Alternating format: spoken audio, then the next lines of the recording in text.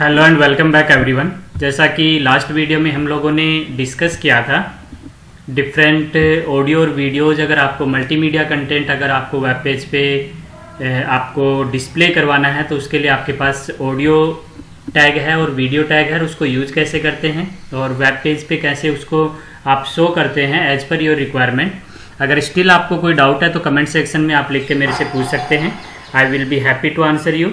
And उसके regarding अगर controls जो बटन्स हैं जैसे ऑटो प्ले है या फिर आपका जो सोर्स कैसे लिखते हैं उसमें समस्या आ रही है तो आप एक बार वीडियो को दोबारा देखें और एक बार फाइल बनाने की कोशिश करें। आपका जो आउटपुट है वो आपको डेफिनेटली आपके ब्राउज़र पे डिस्प्ले होगा।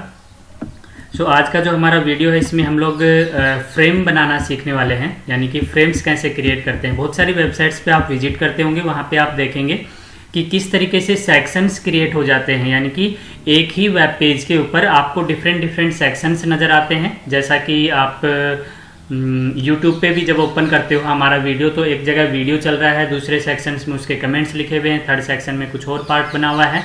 तो इसी तरीके से मल्टीपल पेजेज को अगर सिंगल एक वेब पेज पे आपको डिस्प्ले करवाना है, शो करना है, तो आप फ्रेम्स का यूज कीजिए। ये आपके लिए एक बहुत अच्छा अल्टरनेट है। ठीक है, तो frames allow multiple HTML document to be displayed on a independent window, यानी कि एक ब्राउजर विंडो पे अगर हमें multiple different HTML pages show करने हैं तो उसके लिए हम फ्रेम्स क्रिएट करते हैं। और जो उसका टैग होता है वो सिंटैक्स आप जरूर याद रखेंगे।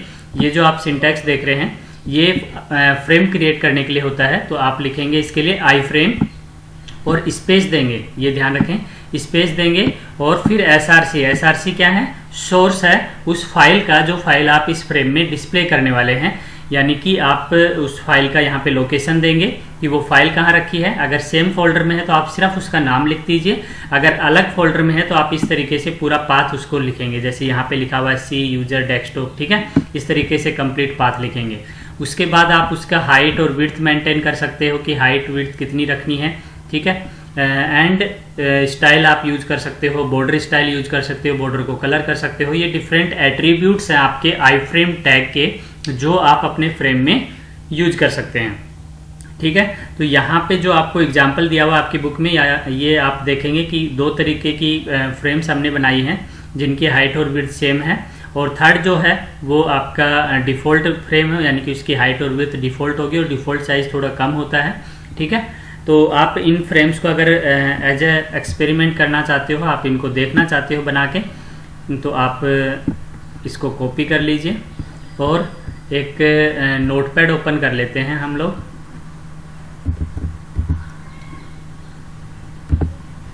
और नोटपैड में आप इस कोड को क्या करेंगे, कॉपी कर लेंगे। उसके बाद आप इस फाइल को आपको सेव करना होगा। जैसे मैंने यहाँ पे देखिए कॉपी कर लिया है।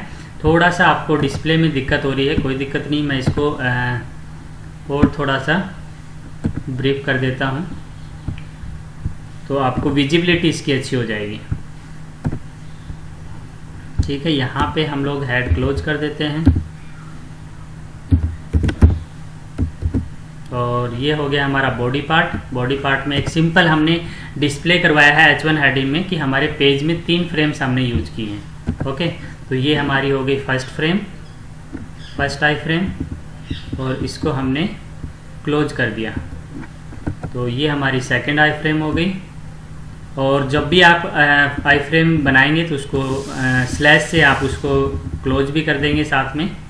ठीक है, ये डिफरेंट एट्रीब्यूट्स हैं इसके। तो ये हमारी सेकंड आई फ्रेम हो गई और ये हमारी थर्ड आई फ्रेम हो गई। इसके बाद आप बॉडी क्लोज करेंगे और HTML क्लोज करेंगे। ये आपका बॉडी क्लोज हो गया और नीचे आपका HTML क्लोज हो गया। तो ये आपकी एक हमने जो कॉपी किया है अपने बुक से। ठीक है, इसको मैं सेव कर लेता हूँ Ctrl+S से और नाम लिख देते हैं इसका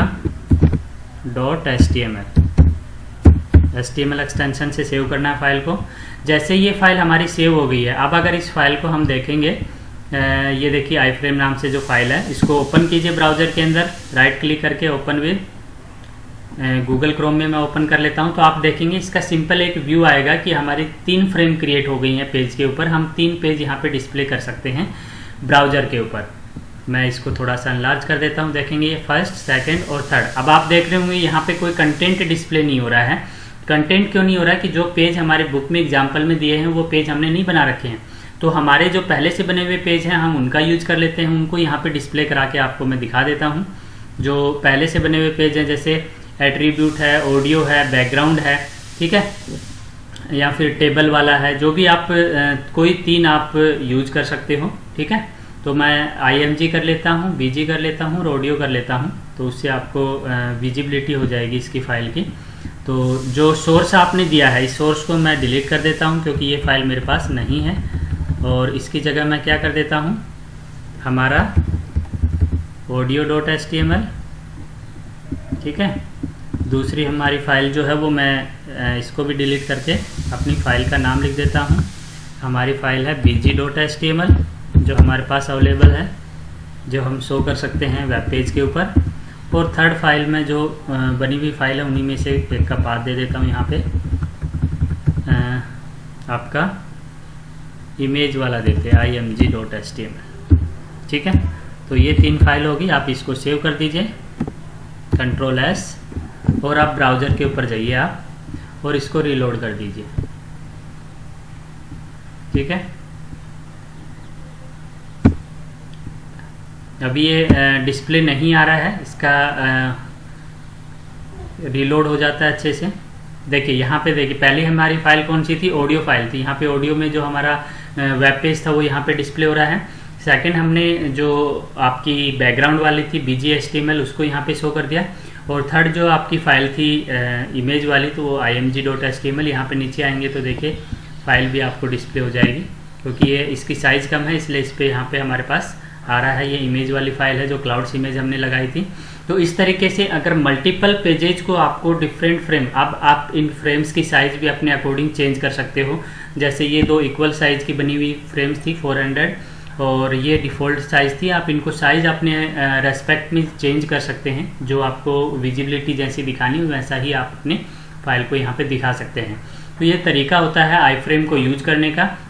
इससे आपकी जो वेब पेज है उसकी कह सकते हो कि आप उसका लुक एंड फील अच्छा बना सकते हो, उसको अच्छे से डिस्प्ले करवा सकते हो, विजिटर्स को अट्रैक्ट कर सकते हो। अगर आपको कोई रिक्वायरमेंट है, कोई डिफरेंट पेज को आप अपने पेज पे डिस्प्ले कराना चाहते हैं, तो उस केस में आप इनका आई फ्रेम्स का यूज कीजिए। जैसा कि आप यूट्यूब पे देखते होंगे या किसी अदर वेबसाइट्स पे देखते होंगे कि कोई एक पर्टिकुलर सेक्शन बना है और उस सेक्शन के अंदर आपने कोई अपना एडवर्टीजमेंट देना है या अपना कोई डिफरेंट कोई शोकेस बनाना है, तो आप फ्रेम्स के थ्रू बनाइए, एक पर्टिकुलर सेक्शन क्रिएट कीजिए और उसमें आप जो भी डिस्प्ले करवाना चाहते हैं वो यहाँ पे डिस्प्ले करवा सकते हैं।